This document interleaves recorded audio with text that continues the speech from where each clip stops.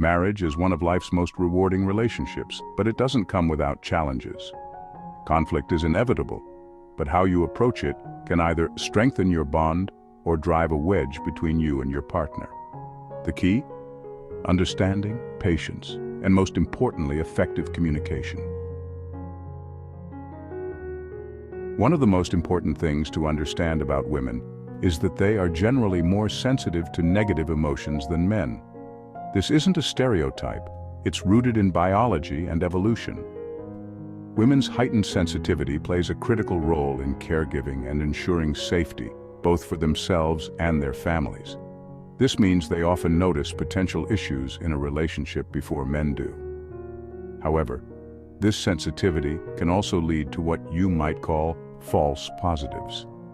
Sometimes women will be concerned about things that might not seem like a big deal to you. But dismissing these concerns outright is a major mistake. When your wife expresses worry or unease, it's important to understand that she's not necessarily overreacting. Instead, she's functioning as the early warning system of your relationship, detecting potential threats to your bond.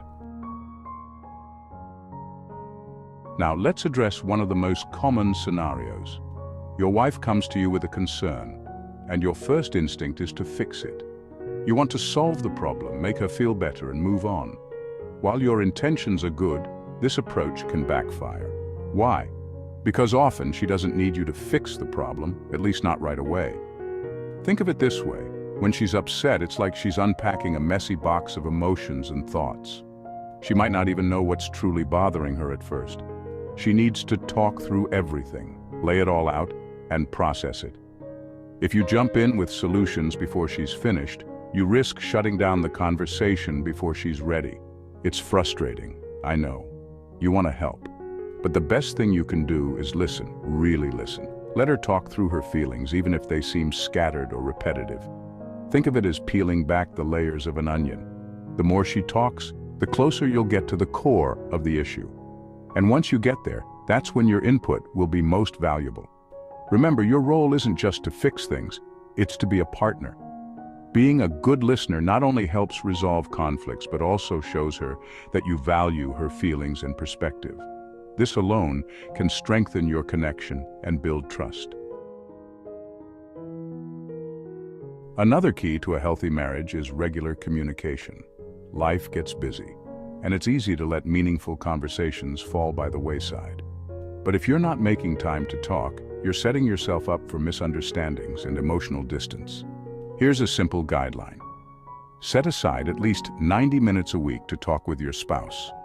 This isn't about bills, schedules, or logistics. It's about your lives, your relationship, and your shared goals. Think of it as preventative maintenance for your marriage. By keeping the lines of communication open, you can address small issues before they become big problems. Some people might think, 90 minutes a week? That's a lot of time. But think about the alternative. Unresolved issues piling up, leading to resentment and possibly even divorce. Divorce is emotionally and financially draining, not to mention the impact it has on children. Wouldn't you rather invest 90 minutes a week in your relationship than years in divorce court? Regular communication also helps keep your relationship dynamic and exciting.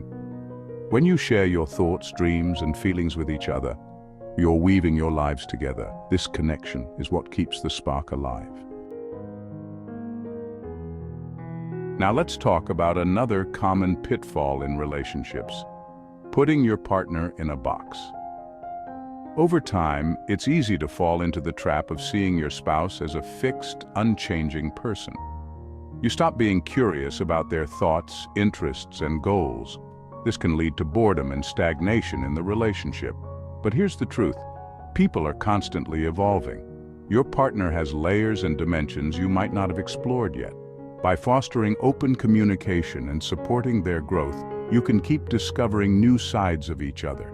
This not only keeps the relationship fresh, but also deepens your connection. Supporting your partner's growth doesn't mean sacrificing your own needs or becoming a martyr. A healthy marriage is about balance. Both partners should feel valued and supported. It's a constant negotiation of your identities, goals, and values. In marriage, your identity isn't just about who you say you are. It's about who you are in relation to your partner. This requires flexibility and compromise. It's not about losing yourself. It's about creating a shared vision for your life together.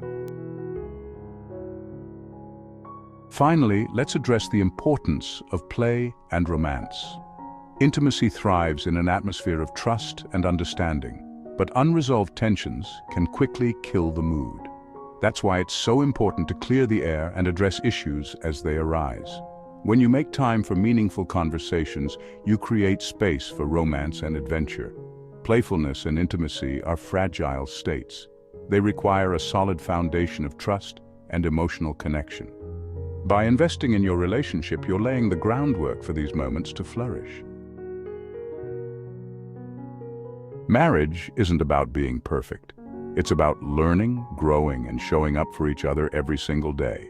It's about listening, connecting, and building a life together.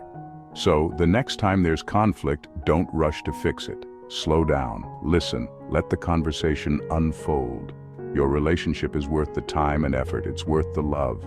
Invest in your marriage, and you'll reap the rewards of a strong, fulfilling partnership for years to come. Thanks for watching.